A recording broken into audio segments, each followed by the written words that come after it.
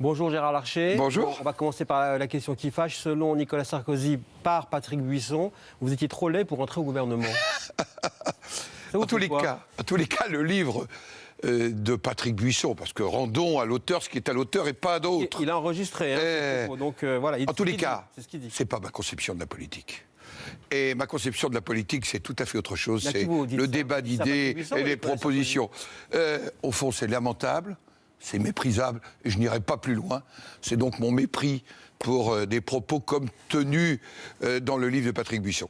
D'accord. Donc ça, vous l'adressez à qui? À Patrick Buisson, je ne connais que l'auteur. Et c'est lui qui touchera les droits d'auteur. Lamentable parce qu'il l'a enregistré ou Écoutez, je n'en sais rien, car mes relations avec Patrick Buisson ont été suffisamment distantes avant 2011. D'accord, mais quand même, la signification politique de la présence quand même de quelqu'un comme Patrick Buisson durant toutes ces années aux côtés du président de la République, quand on sait d'où il vient, ce qu'il fait, son projet politique, totalement donc à l'inverse au fond du vôtre, qu'est-ce que ça vous livre comme réflexion? Que ce fut un mauvais conseiller, en plus déloyal. Et pourquoi Nicolas Sarkozy l'a pris autant de temps? Écoutez, je ne suis pas celui qui l'a choisi. Je considère que Patrick Buisson est un homme déloyal. Bon. Dernière question quand même. Il parle beaucoup, Nicolas Sarkozy, en privé, hein? Écoutez, je n'en sais rien. Oui, vous savez, vous l'avez fréquenté durant je n'en sais rien. Sommet de l'État. Je rends à Buisson ce qui est à Buisson, et pour le reste, on verra. D'accord, vous réglerez les comptes avec Nicolas Sarkozy entre quatre yeux, c'est ça? Bon. Avec Buisson, pas entre quatre yeux, parce qu'on ne se voit pas. Parfait. Loi de finances aujourd'hui présentée donc, au Conseil des ministres, avec le dispositif de l'impôt retenu à la source. Il faudra le défaire si vous revenez au pouvoir? En tous les cas, au Sénat, nous préparons l'alternance, la majorité sénatoriale. C'est d'ailleurs avec ce regard que nous allons examiner le projet de loi de finances. Premier sujet, est-il sincère? En fait, il ne sera pas mis en œuvre parce que le nouveau gouvernement qui sortira des élections présidentielles devra immédiatement faire un projet de loi de finances rectificatif. Se posera alors la question de la sincérité, la question du niveau des charges. On sait aujourd'hui que les entreprises, en moins de 4 ans, ont eu plus 16 milliards de charges. Oui, et donc la question de la croissance, elle est posée par l'allègement des charges sur les entreprises. Et la question de la retenue à la source. La retenue à la source, il faudra le défaire, il faudra le maintenir, il faudra encore perdre du temps pour défaire. En tous les cas, on sait que ça fonctionnera particulièrement difficilement pour les classes moyennes, pour les travailleurs indépendants, et ça c'est une vraie préoccupation, parce qu'on touche aux forces vives du pays. Ça veut dire que pour l'instant, vous ne dites pas que vous voulez le toucher. Michel Sapin, à l'instant, donc ministre de l'économie, dit qualifie d'irresponsable le projet donc, de la droite de faire, de promettre 100 milliards de baisse d'impôts. Monsieur Michel Sapin est-il responsable quand il nous annonce alléger l'impôt sur les ménages et sur les entreprises alors qu'il n'a cessé de s'alourdir? En fait, Monsieur Sapin doit assumer la responsabilité d'un ministre de l'économie, d'un gouvernement dont l'échec numéro 1, mais qui est la conséquence de l'économie, c'est le chômage. C'était le premier engagement de François Hollande, plus 680 000 chômeurs. C'est l'échec. C'était l'engagement numéro 1.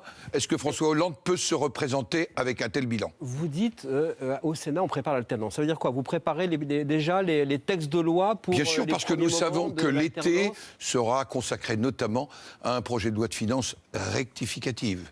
Et ce projet de loi de finances rectificative, en fonction de celui ou celle qui sera élu président de la République, ça veut dire moins de charges pour les entreprises. C'est le premier des sujets pour relancer l'économie.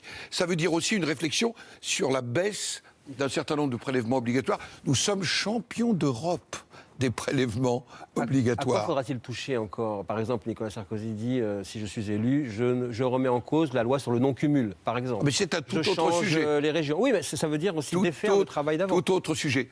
En matière territoriale, vous connaissez ma position. On ne va pas à chaque alternance faire un Big Bang territorial. Je vais ce soir au Congrès des régions de France. Il faut bien leur donner de la perspective, de la stabilité, tout comme pour les communes, les intercommunalités, comme les métropoles. On a besoin de souffler améliorer. C'est le travail que fait le Sénat. C'est d'ailleurs une proposition de loi qui devrait être déposée en début d'année pour améliorer la réforme territoriale. Alors, les collectivités territoriales, en ce moment, elles sont très sollicitées par quelqu'un comme Laurent Wauquiez, président donc, de la région Auvergne, mais également donc, président de LR par intérim, qui demande aux élus de ne pas accueillir les migrants dans leur commune. Quelques minutes plus tard, ou quelques jours plus tard plutôt, on a vu le FN prendre une initiative similaire avec le maire d'Hénin-Beaumont. C'est la première fois qu'on voit que le Front National court après la droite. Oui, enfin, je crois qu'il faut éviter les amalgames. Jamais la droite républicaine ne s'est alliée avec le Front National. Jamais la droite républicaine n'a partagé les principes du Front National. Il y a quand même Écoutez, sur la question migratoire, des clins d'œil, plus que des clins d'œil. 2013, on a un peu plus de 100 000 migrants irréguliers en Europe. 1,8 million l'an dernier. Il faut donc qu'on traite cette question. C'est d'abord une question du droit d'asile. Ensuite, c'est une question de volonté politique. Non, le droit d'asile est inscrit dans les accords internationaux. Il faut revoir la manière dont on instruit le droit d'asile.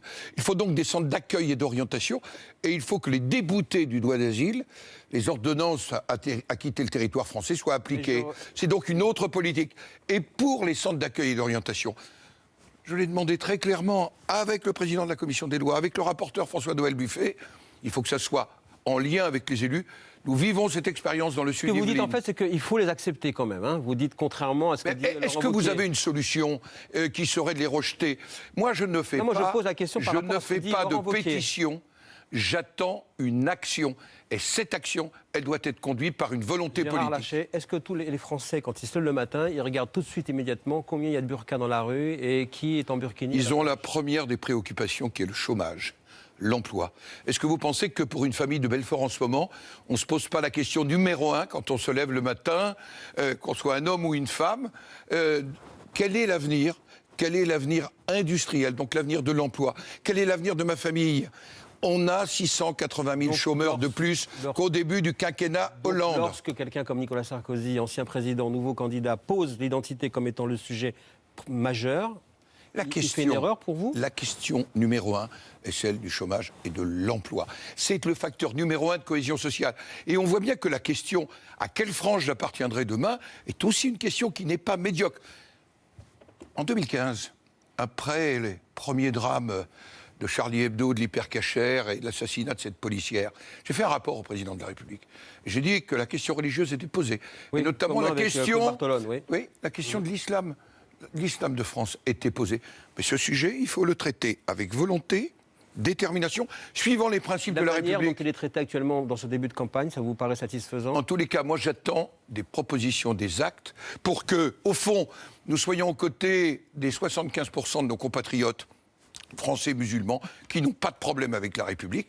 Et la République doit aussi traiter ceux qui ne se sentent pas en adéquation avec la République en leur rappelant que rien n'est au-dessus des lois de la République. Vous êtes le grand sage de cette primaire donc, qui se déroule en ce moment donc, à droite. Elle se passe bien pour vous? Oui, l'organisation de la primaire se passe bien. Nous aurons un peu plus de 10 000 bureaux de vote. Ils sont organisés partout. Et je dois dire que nous avons prévu 5 millions pour chaque tour de bulletins de vote. Ça veut dire que si on prend les analyses d'aujourd'hui, les analystes nous disent 3 millions, mais la campagne n'a pas vraiment débuté. Dans quelques jours, nous aurons les premières confrontations médiatiques. Eh bien, je pense que les Françaises et les Français qui se retrouvent autour des valeurs du centre et de la droite auront à choisir. Qu'attendez-vous de votre champion François Fillon dans cette confrontation? Écoutez, qui mette le turbo, qui déboîte, qui prenne des risques? En tous les cas, moi, je me sens à l'aise aux côtés de François Fillon. On chemine ensemble. C'est celui qui a un projet... Vous êtes toujours avec lui, vous ne le quittez pas, hein? Écoutez, je crois que c'est pas simplement une fidélité de principe, c'est le sentiment qu'il porte des idées que je partage, même si vous vous en souvenez, j'ai dit qu'il fallait être plus social sur un certain nombre de propositions. Eh bien, j'accompagne François Fillon, mais en même temps, je veux que cette primaire se déroule dans des conditions de loyauté, d'éthique, de transparence, et que ce soit un succès politique, parce que le 27 novembre au soir, c'est sans doute le président de la République qu'on désigne. Ça, on verra. Merci beaucoup, à bientôt. Merci Gérard Larcher. Juste une question. On a noté que Michel Sapin doit assumer ses responsabilités. C'est ce que vous nous dites ce matin. Vous avez vu l'annonce du décès de Shimon Peres. On en parle beaucoup. Vous êtes le président du Sénat. Votre réaction à ce décès ce matin? Shimon Peres, je devais le rencontrer le 19 juillet dernier en Israël. C'est un homme que j'avais reçu. C'est une page de l'histoire d'Israël qui se tourne. C'est aussi, quelque part, un homme qui a cru profondément à la paix, même si, comme toute cette génération qui a construit Israël, il a dû faire la guerre. J'ai le souvenir de Cana. Et en même temps, il n'aura pas vu la paix s'établir. Son rêve, peut-être que nous ne devons pas être des désespérés de la paix, y compris dans un Moyen-Orient totalement embrasé. C'est peut-être ça le message de Shimon Peres.